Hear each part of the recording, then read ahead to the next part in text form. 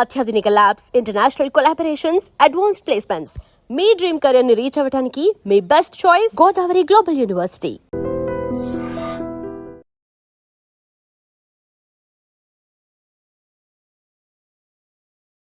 Welcome to iDream secrets of healthy lifestyle with చాణక్యలో. ఈరోజు మనం మాట్లాడుకోబోయే topic ఏంటంటే, ప్రజెంట్ ఇండియాలో ఎక్కువ మంది సఫర్ అవుతున్న ప్రాబ్లం ఒకటి హార్ట్ అటాక్ అయితే ఇంకొకటి క్యాన్సర్. మరి క్యాన్సర్ విషయం అని వచ్చేటప్పటికి చాలామందికి చాలా అపోహలు అనేది కూడా ఉన్నాయి.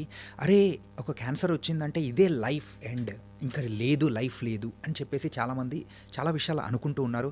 దానికి సంబంధించిన ట్రీట్మెంట్ని ఎలా తీసుకోవాలి, మరి ఏ స్టేజ్లో క్యాన్సర్ ఉంది అండ్ మనకి ఎలా గుర్తించాలి, క్యాన్సర్ మీద మనకున్న అపోహలను కూడా మొత్తం పటాపంచలు చేయడానికి ఇప్పుడు మనతో పాటు కూడా ఉన్నారు డాక్టర్ సంతోష్ కుమార్ గారు, కన్సల్టెంట్ మెడికల్ ఆంకాలజిస్ట్. మరి ఆయన్నే అడిగి మరి బోల్డ్ అనే విషయాలు కూడా తెలుసుకుందాం. Hi sir. హాయ్, నమస్తే అండి. నమస్తే sir. How are you? Fine. మెయిన్గా వరీ అవ్వాల్సిన విషయం ఏంటంటే, ఇయర్ బై ఇయర్ క్యాన్సర్కి సంబంధించిన పేషెంట్స్ అంటే వాటి బారిన పడుతున్న వాళ్ళు కూడా ఎక్కువ మంది అయిపోతూ ఉన్నారు. ఒకప్పుడు అయితే రీసెంట్ చెప్పాలంటే ఒక 20 years 30 years బ్యాక్ అయితే క్యాన్సర్ అంటే అమ్మో అని అనుకునేవాళ్ళు. ఆ బ్లడ్ క్యాన్సరు లేకపోతే ఈ క్యాన్సర్స్ గురించే మనం వినేవాళ్ళం. కాకపోతే బై గోయింగ్ ఆన్ మన బాడీలో ఏ పార్ట్స్ అయితే ఉంటాయో ప్రతి ఒక్క పార్ట్కి దానికి సంబంధించిన క్యాన్సర్ అనేది కూడా వస్తూ ఇట్లా వెళ్తూ ఉండడంతో, సో ఎందుకు ఇలా పెరుగుతూ ఉంది, వాట్స్ ద రీజన్? సో మీరు అన్నట్టు మనము డేటా వైజ్ చూసుకున్నా కానీ రీసెంట్గా క్యాన్సర్ రేట్స్ అనేవి చాలా పెరిగిపోతూ ఉన్నాయి. దీనికి మనము చూస్తే one of the important reason is changing life style అనమాట. ఓకే, మన ఇండియన్ ప్యాటర్న్ ఆఫ్ జీన్స్ కానీ మన బాడీ హ్యాబిటస్ కానీ certain types of food habits is what it is recommended అనమాట.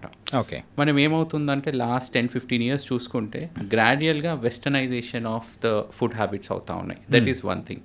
అట్లాగే మనకున్న ట్రెడిషనల్ రిస్క్ ఫ్యాక్టర్స్ అట్లాగే కంటిన్యూ అవుతున్నాయి. సో ట్రెడిషనల్ రిస్క్ ఫ్యాక్టర్స్ అంటే మన వాళ్ళు పాన్ గుట్కా నమలడం కానీ అది చాలా రోజులుగా ఉంది. అట్లాగే బీడీ తాగడం కానీ, సిగరెట్ తాగడం కానీ, ఆల్కహాల్ తీసుకోవడం కానీ, అది కూడా కల్తీ మందులు తీసుకోవడం కానీ ఇవన్నీ నడుస్తూ ఉంది.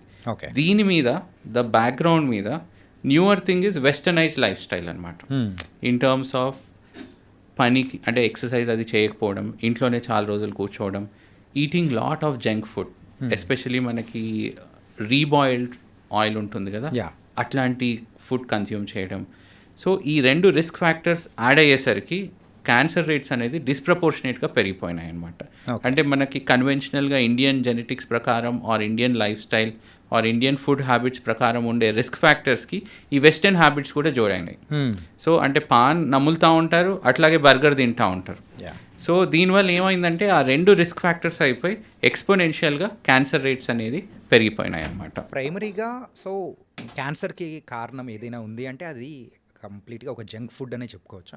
సో క్యాన్సర్కి కారణాలు మనం అన్వేషిస్తే ఆర్ విశ్లేషిస్తే దాదాపు 60-70% ఆఫ్ క్యాన్సర్ కారణాలని మనం ప్రివెంట్ చేయొచ్చు. ఏవి అంటే స్మోకింగ్, ఆల్కహాల్, ఊబకాయం or obesity and sedentary lifestyle. These 4 ఈ 4 మోస్ట్ కామన్ కారణాలు అనమాట. 10-15% క్యాన్సర్లు జన్యుపరంగా వచ్చే అవకాశం ఉందన్నమాట. ఈ రోజుకి 30% క్యాన్సర్స్ ఎందుకు వస్తాయో ఎవరికీ తెలియదు. ఇంకా చాలా పరిశోధనలు అవి జరుగుతూ ఉన్నాయి. కానీ మనకు తెలిసిందల్లా మనము ప్రివెంట్ చేయగలిగేది కారణాలు 60% క్యాన్సర్స్కి కారణాలు అవుతాయన్నమాట. చాలామంది నన్ను అడుగుతూ ఉంటారు, సార్ నేను స్మోకింగ్ చేయను, ఆల్కహాల్ చేయను, ఎక్సర్సైజ్ వెళ్తాను, అయినా కానీ నాకు క్యాన్సర్ వచ్చింది. ఈ పర్టికులర్ వాళ్ళలో క్యాన్సర్ ఎందుకు వచ్చింది అనేది ఈ రోజుకి మనకి ఇంకా తెలియదు అనమాట. ఇంకా అడిషనల్ పరిశోధనలు అనేది జరుగుతూ ఉన్నాయన్నమాట. మనకి ప్రస్తుతానికి ఏంటంటే క్యాన్సర్ వచ్చిన తర్వాత అది ఎందుకు వచ్చింది అనేది ఓన్లీ అరౌండ్ 60% వాళ్ళనే మనం చెప్పగలం. 30%లో మనకి ఇప్పటికీ తెలియదు అనమాట. క్యాన్సర్ వచ్చిన తర్వాత దానికి ట్రీట్మెంట్ ఏ విధంగా చేయాలి, ముందుకు ఎట్లా వెళ్ళాలనే దాంట్లో మనకు చాలా అవగాహన ఉంది. ఇఫ్ ఐ క్వాంటిఫై, మనకి సముద్రంలో ఓన్లీ ఒక నీటి బిందువు అంతనే మనకు నాలెడ్జ్ ఉంది క్యాన్సర్లో. ఇంకా జయించవలసింది చాలా ఉందన్నమాట. దాంట్లో మనకు ఖచ్చితంగా చెప్పగలిగింది ఈ 4 బ్యాడ్ హ్యాబిట్స్ నేను చెప్పాను కదా, అది స్టాప్ చేయగలిగితే మనం ఆల్మోస్ట్ 50% ఆఫ్ క్యాన్సర్ ఇన్సిడెన్స్ ఇండియాలో ఇట్టే మనము రెడ్యూస్ చేయొచ్చు అనమాట. యూజువల్గా క్యాన్సర్ అనేటప్పటికి blood cancer, lung cancer and pancreatic cancers and ఇవన్నీ మనం ఒక్కొక్కటి, బోన్ క్యాన్సర్ కానీ ఇవన్నీ మనం వింటూ ఉన్నాము. సో ఇప్పుడు coming to the data wise ఏ క్యాన్సర్స్ బారిన ఎక్కువ మంది పడుతున్నారు అనుకోవచ్చు? ఒకటి ఏంటంటే క్యాన్సర్ ఏ బాడీ పార్ట్కైనా ఎఫెక్ట్ అవ్వచ్చు, okay. Top to bottom, eye నుంచి, స్కిన్ నుంచి, మౌత్ నుంచి, లంగ్ నుంచి, all body parts can develop cancer. This is the first. Sir ఇక్కడ ఒకటి అడగచ్చా, స్కిన్ క్యాన్సర్ కూడా ఉందా? Yeah, of course. Skin cancer, skin cancer is also there. Okay. Many people develop skin cancer. ఇప్పుడు మీరు వినుంటారు, మనకి ఓజోన్ పొర అని అట్మాస్ఫియర్లో తగ్గిపోతూ ఉంది విత్ పొల్యూషన్. దానివల్ల ఏంటంటే హానికరమైన కిరణాలు సూర్యుడి నుంచి మనకి తాకడం వల్ల ఇది స్కిన్ క్యాన్సర్స్ ఎక్కువగా వస్తాయి. మీరు ఎక్కడ స్కిన్ క్యాన్సర్స్ ఎక్కువగా ఉన్నాయి అన్వేషిస్తే ఆ ఓజోన్ పొర ఆస్ట్రేలియా ప్రాంతంలో చాలా వీక్గా ఉందన్నమాట. మీరు ఆస్ట్రేలియాలో వెళ్తే స్కిన్ క్యాన్సర్స్ చాలా ఎక్కువ ఉంటుంది. మెలనోమా అనే స్కిన్ క్యాన్సర్ అంటే నార్మల్లీ మనకి పుట్టుమచ్చలు ఉంటాయి కదా, అవి కొంత వాళ్ళల్లో కొన్ని కిరణాల వల్ల ఎక్స్పోజ్ వల్ల అది పెరిగిపోయి క్యాన్సర్ రూపంలో కన్వర్ట్ అవుతుంది. దాన్నే మెలనోమా అంటారు. సో ఎస్పెషలీ వాళ్ళకి బీచ్లో వెళ్ళి సన్ ఎక్స్పోజర్ అయ్యే ఛాన్సెస్ కూడా ఎక్కువ ఉంటాయి. సో స్కిన్ క్యాన్సర్, మెలనోమా చాలా కామన్ అనమాట, మన వాళ్ళల్లో కూడా చూస్తూ ఉంటాం అనమాట. సో చెప్పదలుచుకుంది ఏంటంటే క్యాన్సర్ ఏ బాడీ పార్ట్కైనా వచ్చే అవకాశం ఉంటుందన్నమాట.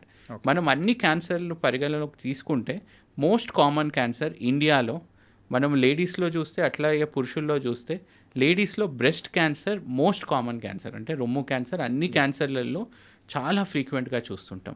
అట్లాగే పురుషుల్లో వచ్చేస్తే నోటి క్యాన్సర్, అంటే mouth cancer and lip cancer, ఈ మన పాన్ పరాగ్ కానీ గుట్కాలు కానీ నములుతారు కదా, అది మోస్ట్ కామన్ క్యాన్సర్ అనమాట.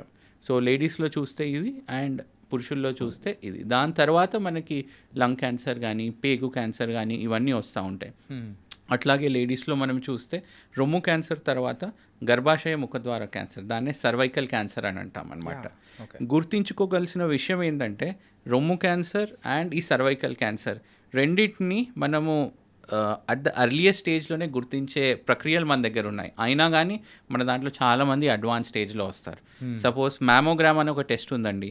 40 సంవత్సరాలు దాటిన మహిళల్లో సంవత్సరానికి ఒకసారి అది 2 నిమిషాల స్కాన్ చేయించుకుంటే ఫస్ట్ స్టేజ్లో ఉన్న క్యాన్సర్ని మనం గుర్తించవచ్చు. అట్లాగే చాలామందికి తెలియదు ఏంటంటే ఈ సర్వైకల్ క్యాన్సర్కి మనము కంప్లీట్గా రాకుండా ఉండడానికి ఒక వ్యాక్సిన్ ఉంది. సర్వైకల్ క్యాన్సర్కి వ్యాక్సిన్ ఉంది. మనము స్కూల్ ఏజ్ నుంచి ఈ వ్యాక్సిన్ మనం ఇవ్వగలిగితే సర్వైకల్ క్యాన్సర్ని మనం పారదోలొచ్చు అనమాట. సో చాలామందికి ఈ విషయంపై అవగాహన ఉండదన్నమాట. So most common cancers in women, so నేను 2 చెప్పాను, breast cancer and cervical cancer. Breast క్యాన్సర్కి మనకు స్క్రీనింగ్ మెథడ్ ఉంది. అట్లాగే సర్వైకల్ క్యాన్సర్ని చూస్తే మనం దాన్ని ప్రివెంట్ చేయొచ్చు. ఎట్లా ప్రివెంట్ చేస్తాము? By vaccine. సో మనం చాలాసార్లు మీకు గుర్తుంటుంది, చిన్నప్పటి నుంచి మీరు వ్యాక్సిన్ తీసుకొని ఉంటారు. మనకు పోలియో డ్రాప్స్ కూడా, పల్స్ పోలియో చుక్కలు ఇస్తారు. ఇవి ఎందుకు? ఆ జబ్బుని రాకుండా ఉండడానికి. మనం ఇప్పుడు చూస్తే పోలియో కేసెస్ అసలు ఏమాత్రం చూడట్లేదు, ఆల్మోస్ట్ ఎరాడికేట్ అయింది. అట్లాగే మనం ఏం చేయాలంటే ఎన్జిఓ సహాయంతో, ప్రభుత్వ సహాయంతో ఈ సర్వైకల్ క్యాన్సర్ని అందరి పాపులేషన్కి మనం ఉపయోగపడే విధంగా మనం ఇవ్వగలిగితే ఈ క్యాన్సర్ అనేది మనం సంపూర్ణంగా నిర్మూలించే అవకాశం ఉంటుందన్నమాట. సో ప్రభుత్వం ఆలోచన ఏముందంటే ఎవరైతే స్కూల్ గోయింగ్ చిల్డ్రన్ ఉన్నారో, ఇది జనరలీ మనము సర్వైకల్ క్యాన్సర్ అనేది 9 సంవత్సరాల తర్వాత నుంచి మనం ఇవ్వచ్చండి. 26 సంవత్సరాల వరకు ఇవ్వచ్చు మనం. ఈ సర్వైకల్ క్యాన్సర్కి సంబంధించిన టీకా కానీ లేకపోతే ఒక ఇంజెక్షన్ కానీ ఏదైనా అది కేవలం మహిళలకు మాత్రమేనా? మహిళలకు ఇవ్వచ్చు, పురుషుల్లో ఇవ్వచ్చు. ఈ టీకా వల్ల పురుషుల్లో వచ్చే కొన్ని రకాల క్యాన్సర్స్ని కూడా ఇది ప్రివెంట్ చేస్తుంది. ఓకే. సో అందుకోసమైనది ఇది మహిళల్లో, పురుషుల్లో ఇద్దరు తీసుకోవచ్చు అనమాట. 2 డోసెస్ తీసుకోవాలండి. సపోజ్ ఇవాళ ఒక డోస్ తీసుకున్నారనుకోండి, నెక్స్ట్ డోస్ 6 నెలల తర్వాత తీసుకోవాల్సి వస్తుంది అనమాట. 9 సంవత్సరాల నుంచి 25 సంవత్సరాల లోపు ఎప్పుడైనా మీరు తీసుకోవచ్చు ఇది. ఓకే. 2 doses are sufficient. కంప్లీట్గా మనం సర్వైకల్ క్యాన్సర్ని ప్రివెంట్ చేయొచ్చు అనమాట. ఓకే. అంటే పల్స్ పోలియో చుక్కలు అనేటప్పటికీ ఇప్పుడున్న ప్రజెంట్ ప్రతి ఒక్క అబ్బాయిలకు, అమ్మాయిలకు, సో ఎవరికైనా కానీ పల్స్ పోలియో అంటే టీకాలు వేస్తారు అని చెప్పేసి ఆ ఐడియా ఉంటుంది. కానీ ఈ సర్వైకల్ క్యాన్సర్కి సంబంధించిన ఆ డ్రాప్స్ కానీ లేకపోతే వ్యాక్సిన్ కానీ ఎందుకంత ప్రాముఖ్యత రావట్లేదు? సో ప్రాబ్లం ఏంటంటే ఇప్పటి వరకు మనము ప్రభుత్వ ఫోకస్ కానీ ఆర్ హాస్పిటల్ ఫోకస్ కానీ అంటువ్యాధుల నిర్మూలన వైపు ఉండింది. ఎందుకంటే మనకి ఇండియాలో పరిశుభ్రత లేని కారణంగా, ఇతరత్ర కారణాల అంటువ్యాధులు చాలా ఎక్కువగా ప్రబలించేవి. ట్యూబర్క్యులోసిస్ చూసుకున్నా కానీ, ఈ పోలియో చూసుకున్నా కానీ, డిఫ్తీరియా చూసుకున్నా కానీ, ఒకప్పుడు ఇవి చాలా ఎక్కువగా ఉండేవి. బట్ విత్ ఇంప్లిమెంటేషన్ ఆఫ్ ఈ వ్యాక్సిన్ ప్రోగ్రామ్స్ కానీ, ప్రభుత్వ చొరవతో ఇవన్నీ మనం దాదాపు కంట్రోల్ చేయగలిగినాం. రైట్. సో ఈ కంట్రోల్ చేశాక నెక్స్ట్ ఇమీడియట్ స్టెప్ ఏంటంటే క్యాన్సర్ని కంట్రోల్ చేయడం. Right. So we're in that phase of improvement అనమాట. ఇప్పుడు నెక్స్ట్ 5 years తర్వాత సేమ్ పోడ్కాస్ట్ చేస్తే వి విల్ డిస్కస్ ఆన్ పాపులేషన్లో ఎంతమంది సర్వైకల్ క్యాన్సర్ టీకాలు తీసుకున్నాం అనేది వీ కెన్ డిస్కస్ 5 సంవత్సరాల తర్వాత మళ్ళీ అట్లా.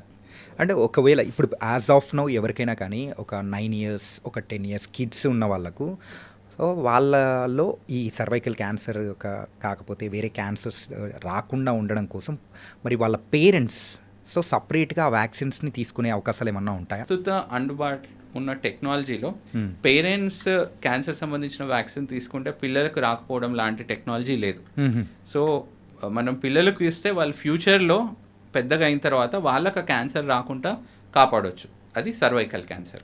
అదే సార్, ఇప్పుడు 9 years 10 years కిడ్స్కి ఇవ్వడానికి అది ప్రెసెంట్ అవైలబిలిటీ ఉన్నాయా? అవైలబిలిటీ ఉందండి. ఓకే. చాలా వైడ్ స్ప్రెడ్ అవైలబిలిటీ ఉంది. ప్రతి హాస్పిటల్లో అందుబాటులో ఉన్నాయన్నమాట. చాలామంది ఏం చేస్తున్నామంటే మేము కాన్స్టెంట్గా పుష్ చేసి జనరలీ వ్యాక్సిన్స్ అనేది పీడియాట్రిక్ హాస్పిటల్స్లో స్టార్ట్ చేస్తారు. పుట్టిన తర్వాత వాళ్ళు ఒక రెగ్యులర్ ఇంటర్వెల్లో సో వాళ్ళకి ఈ వ్యాక్సిన్స్ తీసుకోవాలని ఉంటుంది. Once they cross this particular age ఈ వ్యాక్సిన్ కూడా దాంట్లోనే ఇన్కార్పొరేట్ చేస్తున్నాం అనమాట. Okay. So that at the స్టార్టింగ్లోనే ఆ కంటిన్యూటీలోనే they take this vaccine also. Okay. అట్లా చేయడం వల్ల ఏమవుతుందంటే ఈ క్యాన్సర్ అనేది మనకి రాకుండా ఉంటుంది అండ్ ఆ ప్రోగ్రాంలో ఇది ఇంక్లూడ్ అయిపోతుంది అనమాట. రైట్. దానివల్ల ఏంటంటే ఫ్యామిలీ కూడా ఇంటేక్ ఆఫ్ వ్యాక్సిన్ చాలా కాన్ఫిడెంట్గా తీసుకుంటారు. అంటే ఇది చిన్నపిల్లలు తీసుకోవచ్చు అండ్ పెద్దవాళ్ళు ఎవరైనా వాళ్ళు కూడా తీసుకోవచ్చా? సో నేను చెప్పాను కదా 26 years లోపు తీసుకుంటే బెటర్. ద యాక్చువల్ కాన్సెప్ట్ ఏంటంటే మ్యారేజ్ ముందు ఇది తీసుకోవాలండి. ఓకే. సో ఈ సర్వైకల్ క్యాన్సర్ అనేది ఒక పర్టికులర్ వైరస్ ద్వారా వస్తుందన్నమాట. ఆ వైరస్ పేరు HPV, human papilloma virus. So ఈ వైరస్ ఎట్లా ప్రాప్తి చెందుతుందంటే, ఎట్లా స్ప్రెడ్ అవుతుందంటే డ్యూరింగ్ సెక్షువల్ ఇంటర్కోర్స్. అట్లాంటి ప్రాసెస్లో it will be transmitted from male to women అనమాట. సో ఆ వైరస్ సర్విక్స్లో ఉండి కొన్ని సంవత్సరాల తర్వాత క్యాన్సర్గా రూపాంతరం చెందుతుందన్నమాట. ఓకే. సో జనరలీ మనం మ్యారేజ్ ముందు మనము ఇది అడ్వైస్ చేస్తాం, before the first sexual intercourse. So that is the concept అనమాట. సో యావరేజ్గా కొన్ని సినారియోస్లో ఈవెన్ 30 years 35 years వరకు కూడా వ్యాక్సిన్ ఇచ్చిన సందర్భాలు ఉన్నాయి. అది సెలెక్టివ్గా వాళ్ళతో డిస్కస్ చేసి మనం ఇస్తూ ఉంటాం. As a blanket statement 26 years లోపు వరకు are before marriage we can give the vaccine. Suppose ఎవరైనా నా దగ్గర వచ్చి మ్యారేజ్ తర్వాత కూడా వ్యాక్సిన్ తీసుకుంటాము అంటే ఎస్ వీ కెన్ గివ్, కానీ ప్రొటెక్షన్ అనేది సిగ్నిఫికెంట్గా ఉండదు అనమాట. Okay. Okay. You understood my point? Yeah. So మనం మ్యారేజ్ ముందు ఈ యాక్ట్ ముందు మనం ఇవ్వగలిగితే ప్రొటెక్షన్ చాలా రోబస్ట్గా ఉంటుంది. మ్యారేజ్ తర్వాత కూడా మనం ఇస్తాం, కానీ the protective level decreases drastically అనమాట. ఓకే. సో అప్పుడు ఇచ్చే వ్యాక్సిన్ యొక్క పవర్ అనేది కూడా వేరే లెవెల్లో ఉంటుంది. 3 doses ఇస్తాం. ఓకే. సపోజ్ ఎవరైనా 26 years తర్వాత వచ్చారనుకోండి, 2 డోసుల బదులు 3 doses ఇస్తాం అనమాట. Okay sir. అండ్ ఇంకొకటి మెయిన్గా ఉమెన్స్ అందరు కూడా అంటే సఫర్ అవుతున్న మెయిన్ థింగ్ ఏంటంటే మీరు అన్నట్టు కూడా బ్రెస్ట్ క్యాన్సర్. ఈ బ్రెస్ట్ క్యాన్సర్ విషయంలో సో ఫైనల్ స్టేజెస్లో ఇంకా 4th stage కానీ ఈ స్టేజెస్లో ఎక్కువ మంది వచ్చేస్తుంటారు. అంటే ఎందుకు ఆ స్టేజెస్లో వాళ్ళు వచ్చి అంటే సివియారిటీ వచ్చిన తర్వాత వస్తూ ఉంటారు? ముందు కనుక్కునేదానికి అవకాశాలు ఏముండవా? మన దగ్గర ఎట్లా ఉంటుందంటే మన తెలుగు రాష్ట్రాల్లో ఉన్న ప్రజల్లో చిన్న ప్రాబ్లం ఉన్నప్పుడు వాళ్ళకు వాళ్ళు సర్ది చెప్పుకుంటారనమాట. ఇవాళ నేను ఎక్కువ పని చేశాను, దానివల్ల ఇక్కడ పెయిన్ వస్తూ ఉంది. రొమ్ముల్లో కూడా చిన్న చిన్న మనకి ఏమైనా గడ్డల్లాగా ఉన్నప్పుడు వాళ్ళ పక్కన ఉన్న ఫ్రెండ్స్ని అడుగుతారు, అరే నాకు ఇట్లా రొమ్ములో చిన్నగా ప్రాబ్లం అనిపిస్తుంది అంటే నాకు కూడా ఉండింది, 2 రోజుల తర్వాత అదే తగ్గిపోయింది అనేది చేస్తారు. ఫస్ట్ ఏంటంటే దే నెగ్లెక్ట్ దేర్ సిమ్టమ్స్ అనమాట. ఓకే. పని మూలంగా కానీ ఆర్ ఇంట్లో ఉన్న టెన్షన్ మూలంగా కానీ ఆర్ వాళ్ళ వర్క్ ప్రొఫైల్ కానీ వాట్ ఎవర్ ఇట్ ఈస్, వాళ్ళు చిన్న చిన్న లక్షణాలని నెగ్లెక్ట్ చేస్తూ ఉంటారు. That is the first point. రెండో విషయం ఏం చేస్తారంటే లక్షణాలు ఉన్నాయి కానీ అప్రోచ్ అయిన వాళ్ళు నాట్ క్వాలిఫైడ్ పర్సన్, అంటే వాళ్ళ ఫ్రెండ్స్నో కానీ or some improper social media కంటెంట్ను చూసి వాళ్ళకు వాళ్ళు ట్రీట్మెంట్ తీసుకోవడం. మూడోది మెడికల్ షాప్కి వెళ్తారు. మన మీకు నోటీస్ చేసి ఉంటారు చాలామంది ఏమైనా హెల్త్ ప్రాబ్లం అవుతే పక్కనున్న మెడికల్ షాప్కి వెళ్ళి కెమిస్ట్ని అరే నాకు కడుపు నొప్పి వచ్చింది ఏమైనా టాబ్లెట్స్ ఇవ్వండి అంటారు. సో ఈ 3 levelsలో డిలే అవుతుంది అనమాట. అంటే వాళ్ళకు వాళ్ళు సిమ్టమ్స్ని గుర్తించడంలో డిలే అవ్వడం, సిమ్టమ్స్ వచ్చిన తర్వాత పక్కనున్న ఫ్రెండ్స్కి కానీ అన్క్వాలిఫైడ్ వాళ్ళకు వెళ్ళడం, తర్వాత they are coming to qualified doctor. మన ఇండియాలో ఒక స్టడీ జరిగిందండి, ఈ క్యాన్సర్స్ ఎందుకు అడ్వాన్స్ స్టేజ్ 4లో ఎందుకు గుర్తించబడుతున్నాయి, మనం ఎందుకు ఫస్ట్ స్టేజ్లో గుర్తించలేకపోతున్నామో ఒక స్టడీ జరిగింది. ఓకే, యావరేజ్ డిలే 6 నెలల డిలే ఉందండి. అంటే లక్షణాలు వచ్చి డాక్టర్ గారికి చూపెట్టడానికి 6 నెలల డిలే అవుతుంది. ఈ 6 నెలల్లో ఇండియా నుంచి అమెరికా, ప్రపంచం చుట్టి నేను రావచ్చు. క్యాన్సర్ కణాలు ఎక్కడైతే మొదలైనాయో ఆ వేరే ప్రాంతానికి ఈజీగా స్ప్రెడ్ అవ్వచ్చు. అంటే there is delay in patient perspective. అట్లాగే అన్క్వాలిఫైడ్ డాక్టర్స్ దగ్గర వెళ్తారు. అట్లాగే కొంతమంది మెడికల్ కమ్యూనిటీలో they think for better of the patient అనమాట. అరే ఇది క్యాన్సర్ కాకపోవచ్చు అనే ఎస్. అట్లాగే కొన్ని ఇన్వెస్టిగేషన్స్ రాసిస్తే చాలా మంది చేయించుకోరు. సార్ ఇది టాబ్లెట్స్ ఇవ్వండి తగ్గిపోతుంది, టెస్ట్ ఎందుకు చేస్తున్నారంట. సో ఇవన్నీ కారణాల రీత్యా క్యాన్సర్ డయాగ్నోసిస్ అనేది డిలే అవుతుంది. ఇది ఒక పర్స్పెక్టివ్. అట్లాగే మన బాడీలో ఇంటర్నల్ ఆర్గన్స్ని చూసుకోండి. మన ఊపిరితిత్తులు చాలా పెద్దగా ఉంటాయండి. దాంట్లో 1 సెంటీమీటర్ చాలా చిన్న సైజులో ఏమైనా క్యాన్సర్ గడ్డ వచ్చినప్పుడు అసలు ఏమాత్రం లక్షణాలు ఉండవు అనమాట. ఓకే, అంటే ఎర్లీగా మనం అంటే డిటెక్ట్ చేయడం అనేది కూడా పాసిబుల్ ఉండదు. కొన్ని ఆ క్యాన్సర్ రీత్యా కొన్ని సందర్భాల్లో క్యాన్సర్ డయాగ్నోసిస్ డిలే అవుతుంది. అట్లాగే మన పేషెంట్ రిలేటెడ్ ఫ్యాక్టర్స్, అంటే ఎందుకు డిలే అవుతుందని అడిగితే ఒకటి జబ్బు సంబంధించిన కారణాల రీత్యా, అంటే కొన్ని ఇంటర్నల్ ఆర్గన్స్ లో క్యాన్సర్ ఉన్నప్పుడు ఎటువంటి లక్షణాలు ఉండవు అనమాట. అన్లెస్ అడ్వాన్స్ స్టేజ్ అయితే తప్ప వాళ్ళకి ఏ లక్షణాలు రావు. అట్లాగే పేషెంట్ రిలేటెడ్ ఫ్యాక్టర్స్, అంటే వాళ్ళు పని మూలంగానో ఇతర టెన్షన్స్ మూలంగానో ఈ సిమ్టమ్స్ వచ్చిన దాన్ని నెగ్లెక్ట్ చేయడం, దీనివల్ల కూడా ఇది డయాగ్నోసిస్ అనేది డిలే అవుతూ ఉందన్నమాట. ఓకే, సో రొమ్ము క్యాన్సర్ విషయంలో అయితే సో అది కూడా 6 months డిలే చేసిన తర్వాత వాళ్ళు వచ్చి సఫర్ అవుతూ ఉన్నారనమాట. ఒకవేళ అర్లీ స్టేజ్లో ఎవరైనా కానీ గుర్తించి వచ్చారంటే వాళ్ళకు ట్రీట్మెంట్ అనేది కూడా ప్రాసెస్ ఎలా ఉంటుంది, అదే ఫైనల్ స్టేజ్ కానీ 4th స్టేజ్లో కానీ వచ్చారంటే ఆ డిఫరెన్సెస్ ఎలా ఉంటుందో కాస్త ఎక్స్ప్లెయిన్ చేయగలుగుతారు? సో ఈ పాయింట్ మనకు అర్థం అవ్వాలంటే అసలు స్టేజ్ అంటే ఏంటనేది మనం అర్థం చేసుకోవాలి. సైంటిఫిక్గా అసలు స్టేజ్ అంటే ఏంటని అర్థం చేసుకుంటే మనకు ట్రీట్మెంట్ అనేది అర్థం చేసుకోవడం కొద్దిగా ఈజీగా ఉంటుంది అనమాట. అంటే సింపుల్గా చెప్పాలంటే స్టేజ్ అంటే శరీరంలో క్యాన్సర్ కణాలు ఎంత దూరం ప్రయాణించాయని చెప్పేది స్టేజ్. ఫర్ ఎగ్జాంపుల్ రొమ్ము క్యాన్సర్ చూసుకున్నట్లయితే క్యాన్సర్ స్టార్ట్ అయ్యేది రొమ్ములో స్టార్ట్ అవుతుంది, చిన్న గడ్డగా స్టార్ట్ అవుతుంది. ఫస్ట్ చాలా సైజ్ చిన్నగా ఉంటుంది, మెల్లగా సైజ్ పెరుగుతూ ఉంది. అక్కడి నుంచి పక్కనున్న రక్తనాళాల్లో ఈ కణాలు కొన్ని మిక్స్ అవుతాయి అన్నమాట. ఓకే, వన్స్ రక్తంలో మిక్స్ కణాలు అయితే హార్ట్ ద్వారా సర్క్యులేషన్ బాడీ మొత్తం తిరుగుతూ ఉంటాయి. దానికి ఎక్కడ అవకాశం వస్తే ఆ ఆర్గాన్కి వెళ్ళి చేరిపోతాయి. అంటే దాని నుంచి ఇంకొక ఆర్గాన్ కూడా క్యాన్సర్ స్ప్రెడ్ అయ్యే అవకాశం ఉంటుందా? ఓకే, సో ఆ చేంజెస్ ప్రకారమే మనం స్టేజ్ గుర్తిస్తాం అనమాట. సపోజ్ స్టేజ్ 1 అన్నాం అనుకోండి, క్యాన్సర్ సైజ్ అనేది రొమ్ములో చాలా చిన్న సైజులో ఉంటుంది అనమాట. అంటే రొమ్ము వరకే పరిమితం అవుతుంది.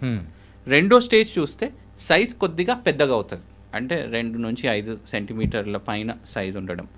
మూడో స్టేజ్లో ఏమవుతుందంటే రొమ్ము నుంచి కణాలు వేరే ప్రాంతానికి వెళ్ళడం ప్రారంభం చేస్తాయన్నమాట. అంటే రొమ్ము నుంచి చంక భాగంలో ఉన్న యాక్సిలరీ లింఫ్ నోడ్స్ అంటాం, అక్కడికి స్ప్రెడ్ అవుతుంది. ఎక్కడైతే రొమ్ము క్యాన్సర్ కణాలు అక్కడ స్టార్ట్ అయిన ప్రాంతం నుంచి రొమ్ము వరకు స్ప్రెడ్ అయినాయి అనుకోండి, దాన్ని 3వ స్టేజ్ క్యాన్సర్గా పరిగణిస్తాం అనమాట. 4వ స్టేజ్ క్యాన్సర్ అంటే ఇందాక మనం అనుకున్నట్టు ఆ కణాలు రక్తంలో మిక్స్ అయ్యి బాడీలో వేరే పార్ట్స్కి వెళ్ళిపోవడం. అంటే రొమ్ములో ఉన్న క్యాన్సర్ కణాలు రొమ్ము నుంచి ఊపిరితిత్తులకు వెళ్ళడం, కాలేయంకి వెళ్ళడం, బ్రెయిన్కి వెళ్ళడం, బోన్కి వెళ్ళడం. దీన్నే స్టేజ్ 4 క్యాన్సర్ అని పిలవడం, అంటే అడ్వాన్స్ స్టేజ్ క్యాన్సర్ అని పిలుస్తాం.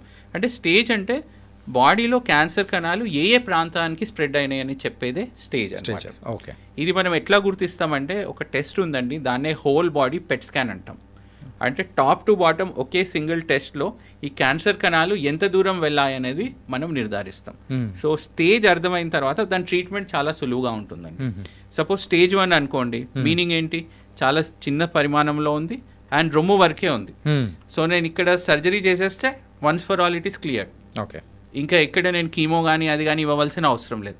సపోజ్ సైజ్ పెద్దగా అయింది అనుకోండి, నేను ఏమైనా కీమో ఇచ్చి సైజ్ తగ్గించి నేను సర్జరీ చేస్తే అయిపోతుంది అనమాట. మూడో స్టేజ్లో ఏంటంటే ఇక్కడ నుంచి ఇక్కడ అవుతుంది. సో సర్జరీ ఇక్కడ కూడా చేయాలి, ఇక్కడ కూడా చేయాలి, దాంతోపాటు రేడియేషన్ అనేది ఇవ్వాలి. సపోజ్ స్టేజ్ 4 గురించి అంటే ఆఖరి దశ cancer or late stage or stage 4 ఇట్లా వింటూ ఉంటాం అన్నమాట. అంటే నేను ఏం చెప్పాను, కణాలు రొమ్ము నుంచి స్టార్ట్ అయ్యి శరీరంలో వేరే భాగం భాగంలోకి స్ప్రెడ్ అయినాయి. వెళ్ళిపోతాయి. సపోజ్ నేను కేవలం రొమ్ము వరకే సర్జరీ చేశాను అనుకోండి, మిగతా ప్రాంతంలో ఉన్న జబ్బు పెరిగిపోతుంది. ఓకే.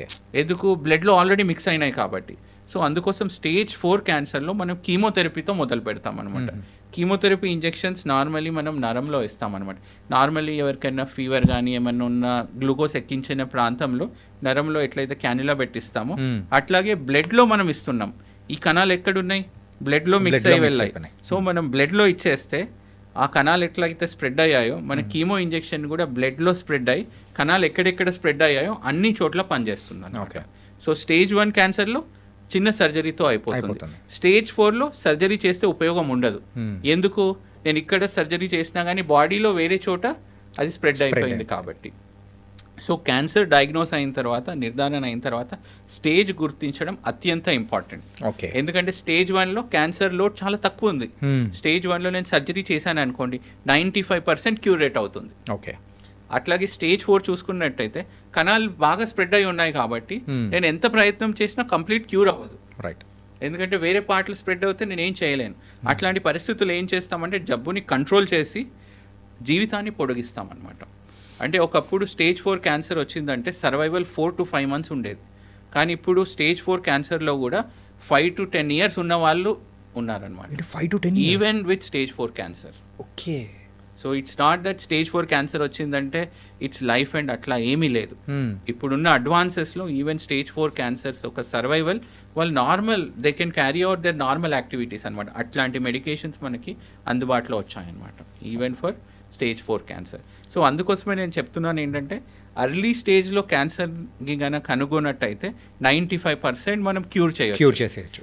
అర్లీ స్టేజ్లో ఎప్పుడు కనుక్కుంటాం? మనకి ఏ లక్షణం వచ్చైనా డాక్టర్ దగ్గర వెళ్ళడం.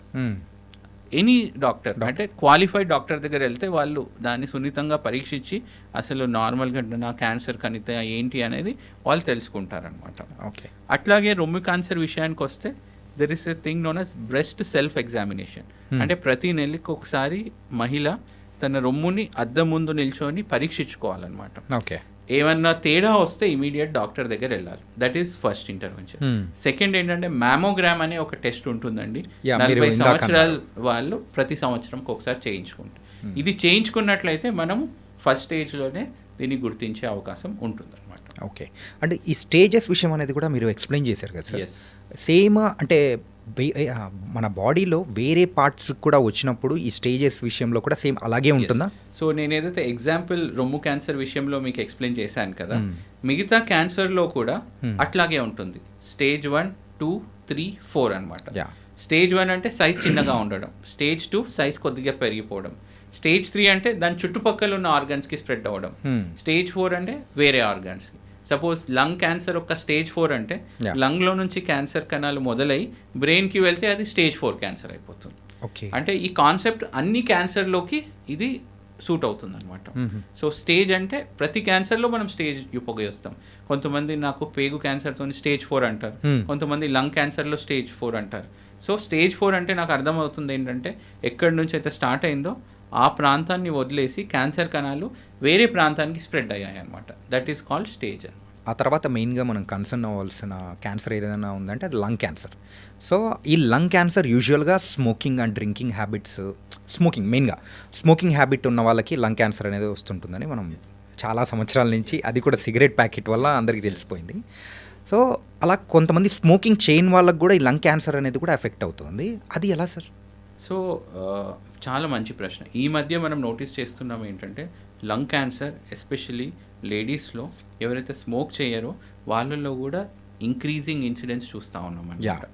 దీనికి రీజన్స్ అన్వేషించారు. అట్మాస్ఫియర్ కానీ ఎర్త్లో బ్యాక్గ్రౌండ్ రేడియేషన్ అని ఉంటుందండి, రేడాన్ అనేది. ఓకే. ఈ మధ్య ఆ బ్యాక్గ్రౌండ్ రేడియేషన్ పెరిగిపోతుంది అనమాట. That is one reason. Second reason ఏంటంటే growing pollution. Okay. And urbanization. ఇంతకుముందు చాలా మంది గ్రామాల్లో ఉండేవాళ్ళం, గ్రామాల్లో ఇంత పొల్యూషన్ అది ఉండేది కాదు. మూవింగ్ టు అర్బన్స్ అండ్ అట్లాగే ఫ్యాక్టరీ చుట్టూ నివసించు ఉంటారు చాలామంది. ఆ పొలకలకు కానీ యాస్బెస్టోసిస్ కానీ ఇట్లాంటివన్నీ కెమికల్స్ మూలంగా ఎస్పెషల్లీ ఎవరైతే స్మోకింగ్ చేయరో వాళ్ళలో కూడా వస్తుంది. సెకండ్ ఏంటంటే వాళ్ళు స్మోకింగ్ చేయకపోయినా there is a thing known as second hand smoking. వాళ్ళ ఫ్యామిలీలో ఎవరైనా స్మోక్ చేస్తారు, okay. ఆ స్మోక్ వాళ్ళు వదిలినప్పుడు వాళ్ళు అదే రూమ్లో ఉన్నారనుకోండి, ఆ స్మోక్ని వాళ్ళు ఇన్హేల్ చేస్తారు. ఓకే, మీకు తెలిసినట్టు public smoking is a crime. Yeah, అది ఉన్నా కానీ మనం ఎంతోమంది స్మోక్ చేస్తూ ఉంటారు. స్మోక్ చేసిన వాళ్ళు వాళ్ళు ప్రాబ్లంలో తెచ్చుకుంటున్నారు, దాంతోపాటు పక్కన ఉన్న వాళ్ళని కూడా హాని చేస్తూ ఉన్నారు అన్నమాట. ఓకే, చాలామంది కేసెస్ రీసెంట్గా 10 days బ్యాక్ ఒక పేషెంట్ చూశాను. తను లేడీ, తను అరౌండ్ సుమారుగా 55-60 years ఉంటారు. తనకి లంగ్ క్యాన్సర్ డయాగ్నోస్ అయిందనమాట. స్మోకింగ్ చేయరు, తనకి ఇతరాత్ర ఏ అలవాట్లు లేవన్నమాట. ఫైనలీ అడిగితే తెలిసింది ఏంటంటే వాళ్ళ హస్బెండ్ స్మోక్ చేస్తారు. ఎక్కడ ఇద్దరు కలిసి సాయంకాలం ఒకే రూమ్లో కూర్చొని తను స్మోక్ చేస్తూ ఉంటారు, తనేమో టీవీ చూస్తూ ఉంటుంది అనమాట. దీన్నే ప్యాసివ్ స్మోకింగ్ అంటాము, సెకండ్ హ్యాండ్ స్మోకింగ్ అంటాము. ఇది కూడా ఇండియాలో చాలా ఉందన్నమాట. మీరు రూరల్ అంటే ఊర్లోకి వెళ్ళినా కానీ వాళ్ళు బీడీ కానీ అది కానీ ఎక్కువ చేస్తారు. Even hookah smoking causes lung cancer, చాలా మందికి తెలీదు. ఓకే, దాంట్లో కూడా హానికరమైన పదార్థాలు ఉంటాయి అన్నమాట. ఏ ఒక్క స్మోక్ అయినా కానీ మనిషికి ప్రమాదమే కదా సార్. అండ్ రీసెంట్ టైమ్స్లో అమెరికాకి సంబంధించిన ఒక కోటీశ్వరుడు ఏదో సంథింగ్ టెక్నాలజీకి సంబంధించిన person, bad with names, so person ఇక్కడ ఇండియాలో ఇంటర్వ్యూ ఇవ్వడానికనే వచ్చాడు. ఇక్కడున్న ఎయిర్ పొల్యూషన్, సో దానికి సంబంధించి ఐ కాంట్ టేక్ ఇట్ అని చెప్పేసి ఉండలేక వెళ్ళిపోయారు. సో అది మెయిన్గా ఆ పొల్యూషన్ దానివల్ల కూడా ఇక్కడ ఉండలేక వెళ్ళిపోయిన సందర్భాలు, అది కూడా క్యాన్సర్కి అంటే కారణాలు వచ్చే అవకాశాలు ఏమన్నా ఉంటాయి పొల్యూషన్ వల్ల? 100% ఎస్. సో ఈ పొల్యూషన్ మూలంగా ఏంటంటే ఏదైతే హానికరమైన కెమికల్స్ ఏదైతే మనకు రిలీజ్ అవుతా ఉన్నాయో, ఆ కెమికల్స్ మనం ఊపిరి తీసుకుంటే అది లోపల ఊపిరితిత్తుల లోపల వరకు వెళ్తుంది. అట్లాంటి కెమికల్స్ లంగ్ లోపల పేరుకుపోతాయి అన్నమాట, స్టోర్ అయిపోతాయి అంతే. దానివల్ల అక్కడ రియాక్షన్ ఏర్పడి మెల్లగా కొన్ని సంవత్సరాల తర్వాత అది క్యాన్సర్ రూపంలో కన్వర్ట్ అవుతూ ఉంటుంది. మీరు ఎవరైతే సిటీలో పీక్ పొల్యూషన్ ఉన్న వాళ్ళ లంగ్ చూసి ఎవరైతే విలేజెస్లో ఉన్న వాళ్ళ లంగ్ చూస్తే కలర్లోనే మనం పసిగట్టవచ్చు, అంత డిఫరెన్స్ వస్తుంది అనమాట. త్రూ ఐస్ నో, మనం ఇంటర్నల్గా ఇమేజింగ్ చేస్తే సిటీ స్కాన్, సో అట్లా మనకి తేడా అది కలుస్తుంది అనమాట. స్లోగా పొల్యూషన్ కెమికల్స్ ఏవైతే ఉన్నాయో మన లంగ్స్లో చేరుకొని అవి కొన్ని సంవత్సరాల తర్వాత క్యాన్సర్గా అది చేంజ్ అయిపోతూ ఉన్నాయి. ఈ లంగ్ కెపాసిటీ అనేది కూడా కొన్ని మన రీల్స్లో చూస్తూ ఉన్నాం. ఇంతసేపు మన బ్రీత్ అనేది హోల్డ్ చేసామంటే that was an good lungs, and లేకపోతే ఏదో సంథింగ్ ప్రాబ్లం ఉన్నట్టు ఇంత అని చెప్పేసి అని అంటున్నారు. Is it true? అంతసేపు మనం హోల్డ్ చేసి పెట్టుకున్నామంటే మన లంగ్ అంత హెల్తీగా ఉన్నట్టు అనుకోవచ్చా? సో ఇండైరెక్ట్గా ఏంటంటే బాడీ యొక్క హెల్త్ కండిషన్ని మన బ్రీతింగ్ కెపాసిటీ సజెస్ట్ చేస్తుంది. ఓకే, అంటే సపోజ్ మనం రెగ్యులర్గా జాగింగ్ కానీ రన్నింగ్ వెళ్తున్నాం అనుకోండి, మన బ్రీతింగ్ కెపాసిటీ ఆటోమేటిక్గా హై అయిపోతుంది. It is an indicator of good health అనమాట. అంటే లంగ్స్ చాలా ఆరోగ్యంగా ఉన్నాయని అర్థం అనమాట. కొంచెం సేపు మనం ఊపిరి ఆపేసినా కానీ ఆ ఎక్కువ వాల్యూమ్ తీసుకోవడం వల్ల మన బాడీ సపోర్ట్ చేయగలుగుతుంది అనమాట. It is an indicator of good health. So always good health ఉండడం is most important. Lung capacity పెంచుకోవడం ఇస్ మోస్ట్ ఇంపార్టెంట్. ఆ కెపాసిటీ స్మోకింగ్తో పెంచుకోవద్దు, రన్నింగ్ చేసి పెంచుకోవాలి. అంటే రీసెంట్ టైమ్స్లో రీల్స్లో కొన్ని చూస్తూ ఉన్నప్పుడు ఈ కైండ్ ఆఫ్ రీల్స్ అనేది కూడా చూసి అరే ఇది నిజమేనా అని చెప్పేసి ఒక డౌట్ వస్తూ ఉన్నది. సో ఈ సందర్భం వల్ల దానికి కూడా క్లారిటీ అనేది కూడా వచ్చింది. Really thank you sir for that answer. Cancer విషయానికి వచ్చేటప్పటికి ప్రతి ఒక్కరికి కూడా ఏంటంటే కీమోథెరపీ అండ్ రేడియేషన్, ఈ 2 types ఆఫ్ ట్రీట్మెంట్స్ అనేది ఉంటాయంటుంటారు. సో ఏంటి డిఫరెన్స్ ఏంటి? సో కీమోథెరపీ ఏంటంటే మనము ఇంజెక్షన్స్ ఉంటాయండి, ఇవి మనము మన క్యాన్యులాలో నరంలో మనం ఇస్తాం, అంటే బ్లడ్లో ఈ మెడికేషన్ని పంపిస్తాం అనమాట. దాన్ని కీమోథెరపీ ఇంజెక్షన్స్ అంటాం. రేడియేషన్ ఏంటంటే మన కిరణాలని క్యాన్సర్ ఎక్కడుందో అక్కడికి మనం మళ్ళీ ఇచ్చి ట్రీట్మెంట్ చేస్తాం. నేను ఎగ్జాంపుల్ చెప్తాను. చిన్నప్పుడు మనం భూతద్దంతో ఆడుకునే వాళ్ళం. నార్మల్లీ సూర్యకిరణాలు ఒక పేపర్ని తాకితే అది ఏం బర్న్ కాదు, ఏం కాదు.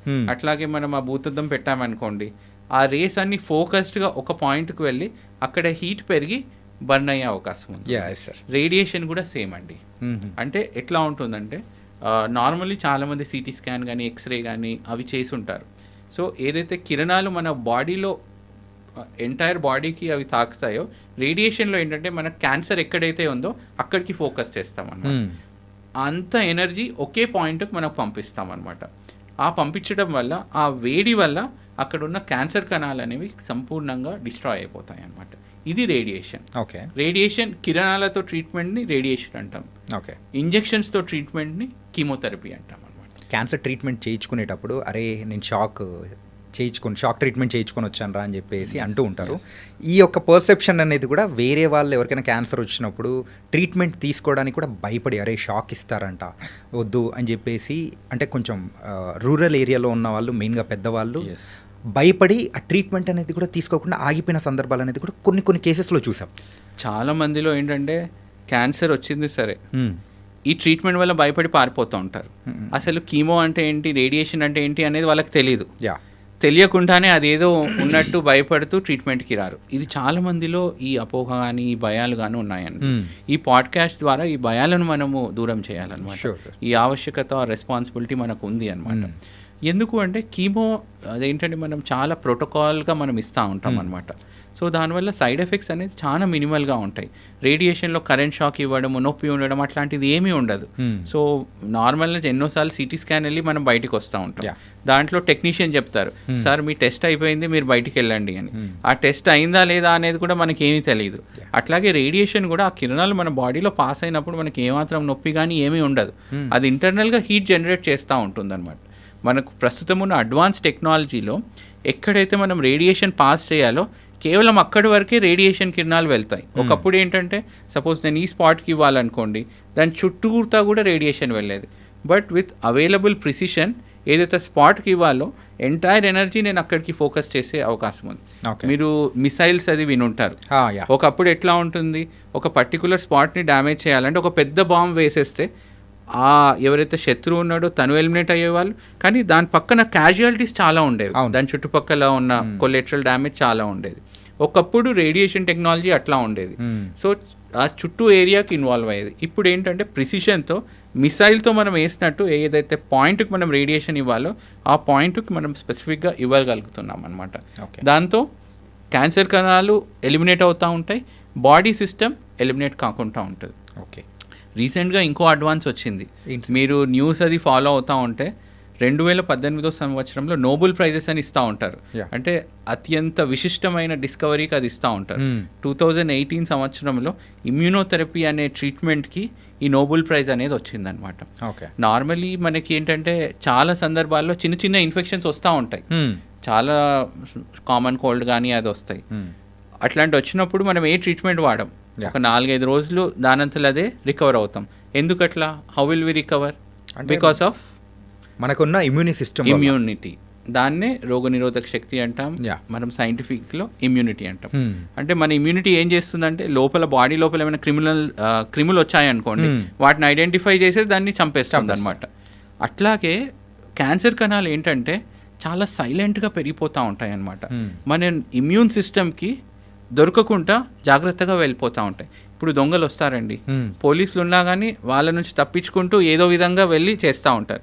అట్లాగే మన ఇమ్యూనిటీ ఏదైతే పోలీస్ సిస్టమ్ ఉందో అనుకోండి, దాని నుంచి కళ్ళు కప్పి క్యాన్సర్ కణాలు పెరిగిపోతూ ఉంటాయి అన్నమాట. ఈ ఇమ్యూనోథెరపీ ఇంజెక్షన్ ఏం చేస్తుందంటే వెళ్ళి మన ఇమ్యూన్ సిస్టమ్కి చెప్తుంది, అగో దొంగ అక్కడ ఉన్నారు, క్యాన్సర్ సెల్స్ ఇక్కడ ఉన్నాయి, మీరు వెళ్ళి చంపాలి అనేది డైరెక్ట్ చేస్తుంది అనమాట. దీన్ని ఇమ్యూనోథెరపీ అని అంటాం అనమాట. ఇమ్యూనోథెరపీ ఏం చేస్తుంది, మన లోపల ఉన్న ఇమ్యూనిటీని అంటే మన ఓన్ శక్తిని క్యాన్సర్ వైపు మళ్ళించి క్యాన్సర్ని కంట్రోల్ చేసే విధంగా ట్రీట్మెంట్ చేస్తుంది. అంటే పోలీస్కి ఒక ఇన్ఫార్మర్ ఫోన్ చేసి దొంగ ఎక్కడ ఉన్నారు అంటే పోలీసులు వెళ్ళి దొంగను పట్టుకుంటారు. అట్లాగే immunotherapy injection is like informer. ఎవరికి ఇన్ఫార్మ్ చేస్తుంది? ఇమ్యూన్ సిస్టమ్కి ఇన్ఫార్మ్ చేసి అగో దొంగ క్యాన్సర్ సెల్ అక్కడ ఉంది, మీరు వెళ్ళి దాన్ని కిల్ చేయాలి అట్లా. సో ఈ అడ్వాన్స్ ట్రీట్మెంట్ వల్ల ఏమవుతుందంటే మన ఓన్ ఇమ్యూనిటీ వెళ్ళి క్యాన్సర్ సెల్ని కిల్ చేస్తుంది. దానివల్ల సైడ్ ఎఫెక్ట్స్ కూడా చాలా లిమిటెడ్గా ఉంటాయన్నమాట. సో కీమోథెరపీ అంటే చాలామంది హెయిర్ లాస్, మౌత్ అల్సర్స్ అట్లాంటివి వస్తూ ఉంటాయి. కానీ ఇమ్యూనోథెరపీకి అట్లాంటి సైడ్ ఎఫెక్ట్స్ ఏమాత్రమూ ఉండమన్నమాట. ఎందుకంటే మన ఓన్ శక్తితో మనం గెలుస్తున్నాం. ఇప్పుడు ఆంజనేయుడు ఉంటారండి, ఆంజనేయ స్వామికి తన శక్తి గురించి తెలియదు అనమాట. ఒక్కసారి తెలిసిన తర్వాత he is the most powerful person. అట్లాగే మన లోపల ఉన్న ఇమ్యూన్ సిస్టమ్ని ఈ ఇమ్యూనోథెరపీ అవేక్ చేస్తుంది అనమాట. దాంతో మన ఓన్ ఇమ్యూన్ సిస్టమ్ వెళ్ళి క్యాన్సర్ని కిల్ చేసేస్తుంది. సో ఈ అడ్వాన్స్ ట్రీట్మెంట్ వల్ల ఎంతోమంది క్యాన్సర్ పేషెంట్స్ని మనము కంట్రోల్ చేసి క్యూర్ చేయగలుగుతున్నాం అనమాట. ఓకే. ఈ కీమోథెరపీ చేయించుకున్నప్పుడు హెయిర్ లాస్ అనేది కూడా జరుగుతూ ఉంటుంది అని చెప్పేసి యూజువల్గా కొంతమందిలో చూసాము. అండ్ సినిమాల నాలెడ్జ్ వల్ల సో అది కూడా కొంచెం అవేర్నెస్ అనేది కూడా వచ్చింది. కీమోథెరపీ ద్వారా అలా హెయిర్ లాస్ కానీ ఇలా మనిషి కూడా కొంచెం సన్నగా అయిపోవడం కానీ అది జరుగుతుందా, లేకపోతే త్రూ రేడియేషన్ ద్వారా అలా జరుగుతుంది అనుకోవచ్చు? సో కీమోథెరపీ సైడ్ ఎఫెక్ట్స్ ఎందుకు వస్తాయంటే కీమోథెరపీ ఎట్లా పనిచేస్తుంది అనేది మనం ఒక పాయింట్ డిస్కస్ చేసుకోవాలి. కీమోథెరపీ ఏంటంటే బాడీలో వేగంగా ఏదైతే సెల్స్ మల్టిప్లై అవుతున్నాయో వాటిపై కంట్రోల్ చేస్తుంది అనమాట. క్యాన్సర్ సెల్స్ అనేది ప్రతిరోజు పెరుగుతూ ఉంటాయి అన్నమాట. సో ఏదైతే కణాలు వేగంగా పెరుగుతున్నాయో వాటి వైపు కీమోథెరపీ వెళ్ళి పనిచేస్తుంది అనమాట. సో క్యాన్సర్ సెల్స్ వేగంగా మల్టిప్లై అవుతాయి కాబట్టి క్యాన్సర్ని కంట్రోల్ చేస్తుంది. అట్లాగే మన బాడీలో వేగంగా పెరిగే కణాలను కూడా ఇది అదుపులో చేస్తుంది. మన హెయిర్ కాన్స్టెంట్గా గ్రో అవుతూ ఉంటుంది. అట్లాగే నెయిల్స్ కూడా కాన్స్టెంట్గా గ్రో అవుతాయి. మౌత్లో కూడా మనకి మ్యూకోజా అని అంటారు, అది కూడా కాన్స్టెంట్గా గ్రో అవుతుంది. అందువల్ల హెయిర్ ఫాల్ అవుతుంది అనమాట. అట్లాగే నెయిల్స్ కూడా బ్లాక్ అవ్వడం ఇదంతా జరుగుతుంది. ఇవన్నీ టెంపరీ థింగ్స్ అండి. ఈ హెయిర్ లాస్ ఏదైతే ఉందో కీమోథెరపీ వన్స్ స్టాప్ అయిన తర్వాత ఈ హెయిర్ అంతా తిరిగి వచ్చేస్తుంది అనమాట. ఈ మధ్య ఒక లేటెస్ట్ అడ్వాన్స్ వచ్చింది, చాలామందికి తెలియదు. దాన్నే స్కాల్ప్ హైపోథర్మియా. అంటే కీమోథెరపీ ఎవరైతే రిసీవ్ చేస్తున్నారో దానికి ముందు ఒక క్యాప్ పెట్టేస్తారు. ఆ క్యాప్లో వెరీ కూల్ లిక్విడ్ మనం పాస్ చేస్తూ ఉంటాం అనమాట. దాంతో ఏమవుతుంది, ఇక్కడ బ్లడ్ సప్లై అంతా తగ్గిపోతూ ఉంది. సో కీమో మెడికేషన్ అనేది హెయిర్ వరకు వెళ్ళదు. ఓకే, మిగతా పార్ట్స్లో మొత్తం వెళ్తుంది కానీ ఇక్కడ మాత్రం వెళ్ళనికుండా స్టాప్ చేస్తుంది. దాన్నే స్కాల్ప్ హైపోథర్మియా అంటాం అనమాట. అంటే మనము ఎక్కడైతే ఈ హెయిర్ ఫాలికల్స్ ఉన్నాయో వాటిని మనము ఈ స్కాల్ప్ హైపోథర్మియా ఈ కూల్ క్యాప్ వల్ల అక్కడికి కీమో చేరకుండా మిగతా ప్రాంతానికి కీమో వెళ్ళే విధంగా మనము చేయగలుగుతున్నాం. దీంతో కీమోథెరపీ యొక్క ఎఫెక్ట్ మంచిగా ఉంటుంది, హెయిర్ ఫాల్ కూడా ఉండదు అనమాట. ఓకే, ఈ మధ్య చాలా స్టైలిష్ విగ్స్ అవి ఉన్నాయండి. మీరు చూసినట్టయితే మూవీస్ చూస్తూ ఉంటారు కదా, ఎంత స్టైలిష్గా విగ్స్గా ఉంటాయి. అవి విగ్గా నార్మల్ హెయిర్ అది కూడా చెప్పడానికి ఉండదు. అంటే చాలా మంది పేషెంట్స్ కీమోథెరపీ వల్ల హెయిర్ లాస్ అవ్వడం వల్ల కీమో తీసుకోవడం మానేస్తారు.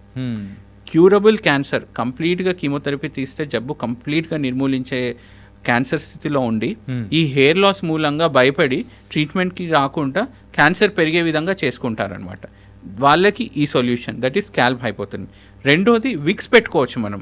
ఎన్నో కస్టమరీ విక్స్ ఉన్నాయి. ఒక 6 months ట్రీట్మెంట్ అయిన తర్వాత హెయిర్ ఆటోమేటిక్గా వచ్చేస్తుంది.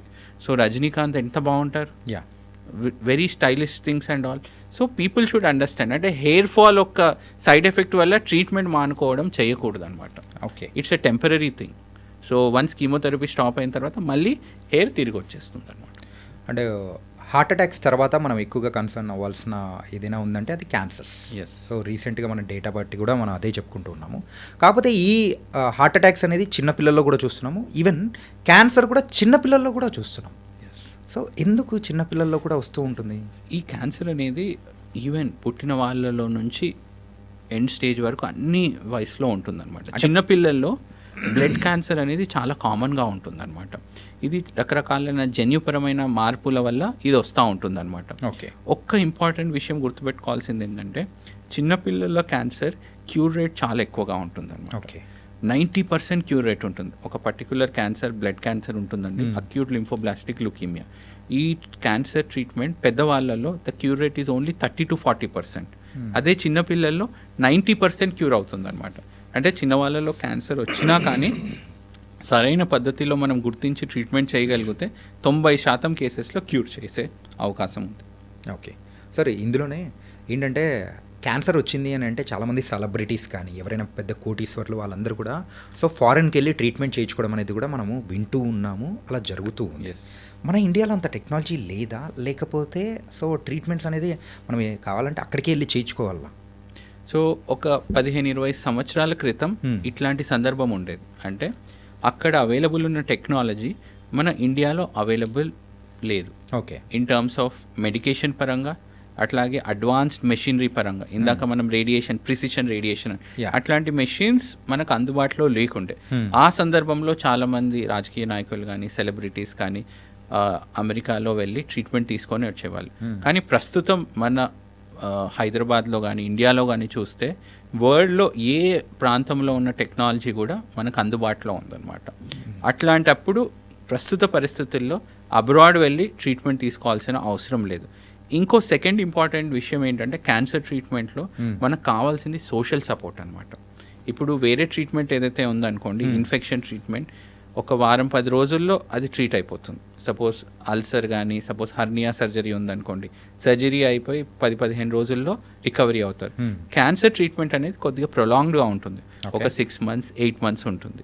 ఆ 6 months 8 monthsలో పేషెంట్కి emotional support, family support and friend circle support అనేది చాలా ఇంపార్టెంట్.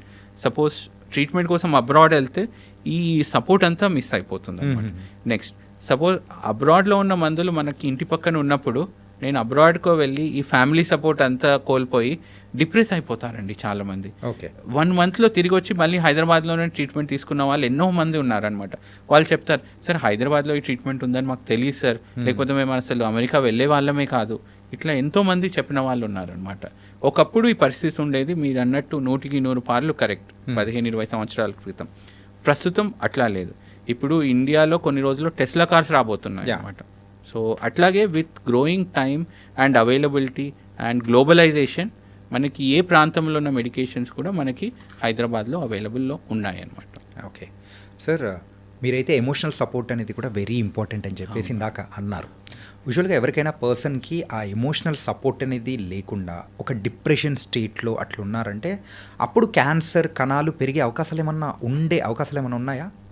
సో సపోజ్ మనం క్యాన్సర్ ట్రీట్మెంట్ డిస్కస్ చేస్తే అరౌండ్ 60-70% మందులు పనిచేస్తాయండి. మిగతా 30% is by social and emotional support అనమాట. ఇది ఏంటంటే మనకి సోషల్ అండ్ ఎమోషనల్ సపోర్ట్ ఉంటే బాడీలో పాజిటివ్ హార్మోన్స్ పెరిగిపోతాయి అనమాట. అంటే ఎండార్ఫిన్స్ అని మనం పిలుచుకుంటాం అనమాట.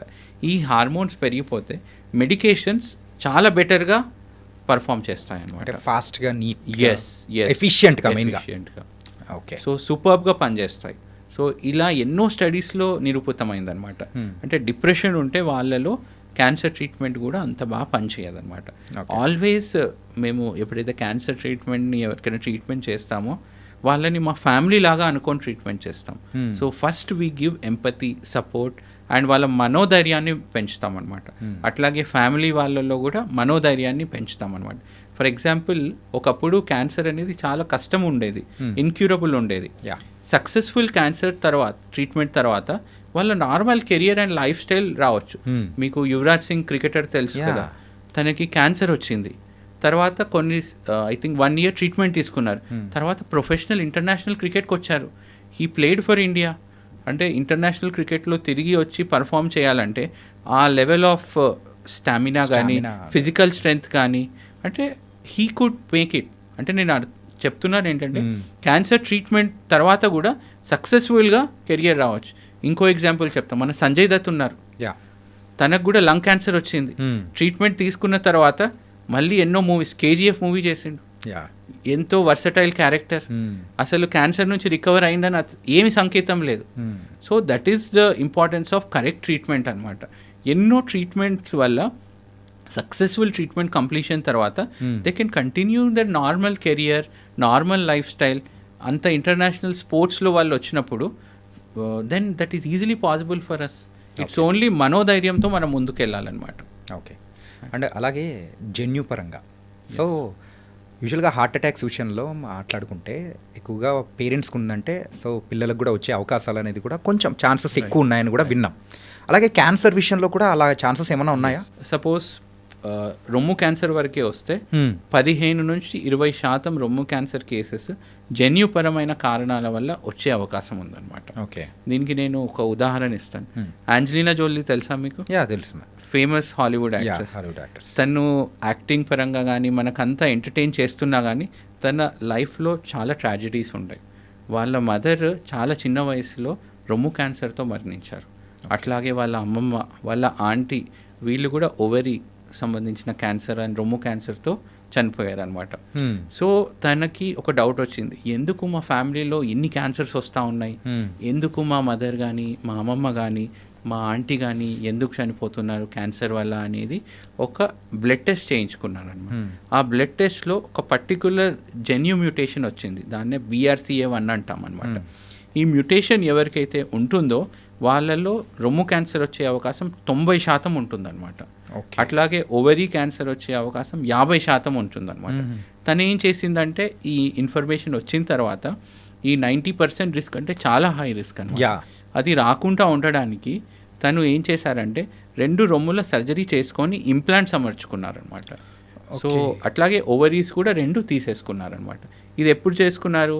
తన ఫ్యామిలీ కంప్లీట్ అయిన తర్వాత డాక్టర్ సహాయంతో. దీన్నే ప్రివెంటివ్ సర్జరీ అని అంటా ఉన్నాం అనమాట. సో క్యాన్సర్ని రాకుండా మనము కాపాడుకోవడం, ఎవరికైతే ఈ రిస్క్ ఎక్కువగా ఉందో. సో దీన్నే జెనెటిక్ టెస్టింగ్ అని అంటున్నాం అన్నమాట. సో ఎవరికైతే క్యాన్సర్ వాళ్ళ ఫ్యామిలీలో ఉందో వాళ్ళలో కొన్ని స్పెషల్ టెస్ట్ ద్వారా మనము క్యాన్సర్ వచ్చే రిస్క్ ఎంతవరకు పెరిగిందనేది మనం కనుక్కునే అవకాశం ఉందన్నమాట. ఈ పెరిగిన రిస్క్తో వాళ్ళకి ఏ విధంగా మనము కౌన్సిల్ చేయగలం అనేది ఇట్లాంటి టెక్నాలజీ కూడా అందుబాటులో మనకి ఉందన్నమాట. Okay. And biopsy. So biopsy ద్వారా కూడా ఈ యొక్క క్యాన్సర్స్ వచ్చే అవకాశాలు కూడా ఎక్కువగా ఉంటాయని కూడా వింటూ ఉన్నాం. సో అది నిజమా లేకపోతే మిత్తా? సో ఇది కంప్లీట్గా ఫాల్స్ అండి. ఓకే. అసలు బయాప్సీ అంటే ఏంటంటే మనము సపోజ్ చాలా మందిలో చిన్న చిన్న గడ్డలు అవి ఉంటాయండి. అది నార్మల్ గడ్డనా క్యాన్సర్ గడ్డనా అని వేరు చేయాలంటే చేసే పరీక్షనే బయాప్సీ అంటాం. అంటే పెద్ద క్యాన్సర్ గడ్డ ఉందనుకోండి, దాన్ని చిన్న టిష్యూ మనం చూసి మైక్రోస్కోప్ కింద పరీక్షించి ఇది నార్మలా లేకపోతే క్యాన్సరా అని గుర్తిస్తాం అన్నమాట. క్యాన్సర్ నిర్ధారణ చేయడానికి బయాప్సీ ఈజ్ రిక్వైర్డ్ అనమాట. అంటే ఇది క్యాన్సర్ అని చెప్పాలంటే బయాప్సీ అనేది తప్పనిసరి అనమాట. బయాప్సీ రిపోర్ట్ తర్వాతే మనం క్యాన్సర్ని డయాగ్నోస్ చేసి ట్రీట్మెంట్ చేస్తూ ఉంటాం అనమాట. బయాప్సీ వల్ల 100% క్యాన్సర్ స్ప్రెడ్ అవ్వదండి. బయాప్సీ చేస్తేనే మనకు క్యాన్సర్ కన్ఫర్మ్ అవుతుంది. బయాప్సీ వల్ల క్యాన్సర్ పెరుగుతుందని అపోహతో చాలామంది బయాప్సీ చేసుకోవడం మానేసి క్యాన్సర్ స్టేజ్ని పెంచుకుంటా పోతా ఉన్నారనమాట. ఓకే. నేను క్యాన్సర్ నిర్ధారణ అవుతేనే నేను ట్రీట్మెంట్ ఇవ్వగలను. అసలు బయాప్సీకే మనం రాకపోతే ఏ విధంగా మనం క్యాన్సర్ని డయాగ్నోస్ చేసి ముందుకెళ్తాం? సో వెరీ ఇంపార్టెంట్ ఇస్ ఈ బయాప్సీ టెస్ట్ వల్ల క్యాన్సర్ ఏ మాత్రం స్ప్రెడ్ అవ్వదు. And it is the most essential step in cancer diagnosis. Okay. Cancer treatment start చేయాలంటే బయాప్సీ ఈజ్ 100% రిక్వైర్డ్ అనమాట. అది very safe, simple and painless procedure.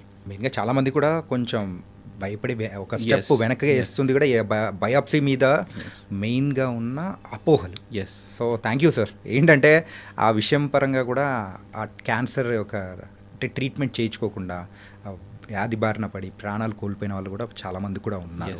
So అలాంటి వాళ్ళు మిగతా ఇది కూడా ఒక కారణం క్యాన్సర్ లేట్ స్టేజ్లో డయాగ్నోస్ అవ్వడానికి.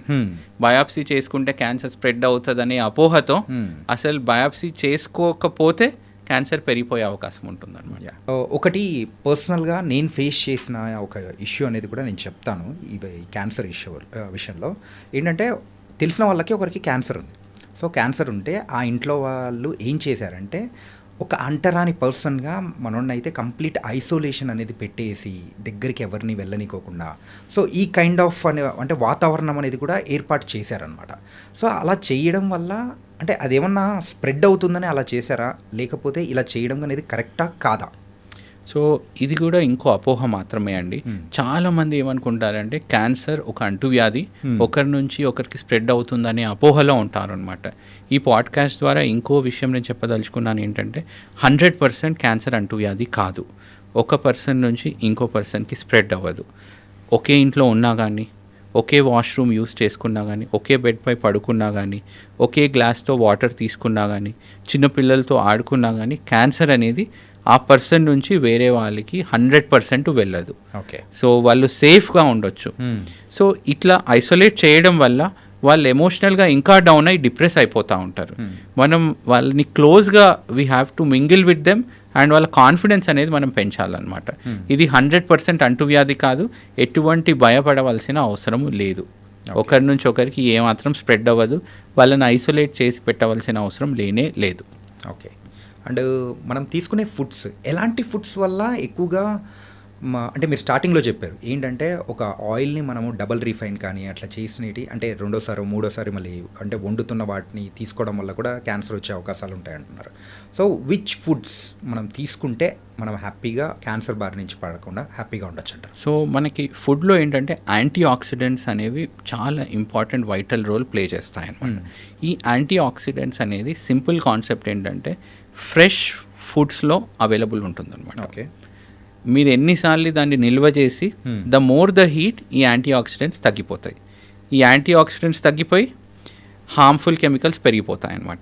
సో ఇట్స్ పదే పదే ఓవర్ హీట్ చేసి so more fresh the food is, more fresh ఈ antioxidants are good chemicals అవి పెరుగుతాయి అన్నమాట. సపోజ్ మనం నిల్వ చేసిన ఆహారం కానీ చాలా రోజులు ఉంటే హార్మ్ఫుల్ కెమికల్స్ పెరిగిపోతాయి అన్నమాట. అందుకోసమే ఫ్రూట్స్ తీసుకుంటే they are eaten raw and they are fresh. Antioxidants అనేది చాలా ప్రపోర్షన్లో ఎక్కువగా ఉంటుందన్నమాట. సో దానివల్ల ఫ్రూట్స్ మనం రెగ్యులర్గా కన్జ్యూమ్ చేస్తే క్యాన్సర్ని ప్రివెంట్ చేయవచ్చు. ఇంకో ఎక్స్ట్రీమ్కి వస్తాం, రీహీటెడ్ ఆయిల్స్. ఒకటి టైం చాలా స్టోరేజ్ అవుతా ఉంది, హీటింగ్ మీద హీటింగ్ చేస్తున్నాం, దీనివల్ల యాంటీ ఆక్సిడెంట్స్ తగ్గిపోతాయి, హార్మ్ఫుల్ కెమికల్స్ పెరిగిపోతూ ఉన్నాయి అన్నమాట. దీనివల్ల క్యాన్సర్ రిస్క్ అనేది పెరిగిపోతూ ఉంటుందన్నమాట.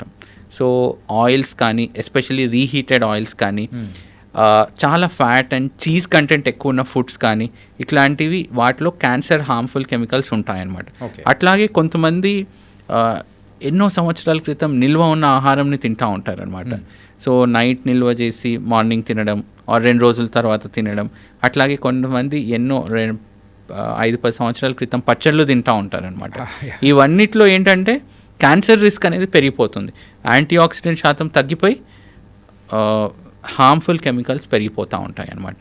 More fresh the food is, you can protect your self from cancer అనమాట. అట్లాగే కొంతమంది క్యాండ్ ఫుడ్ అని తింటారనమాట.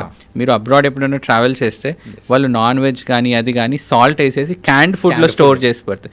ఈ canned food is very very dangerous అనమాట. సో ఈ క్యాండ్ ఫుడ్ ఎక్కువ తీసుకోవడం వల్ల స్టమక్ క్యాన్సర్ రిస్క్ పెరిగిపోతూ ఉంటుంది అనమాట. సో క్యాండ్ ఫుడ్ అనేది మనము అవాయిడ్ చేయాలన్నమాట.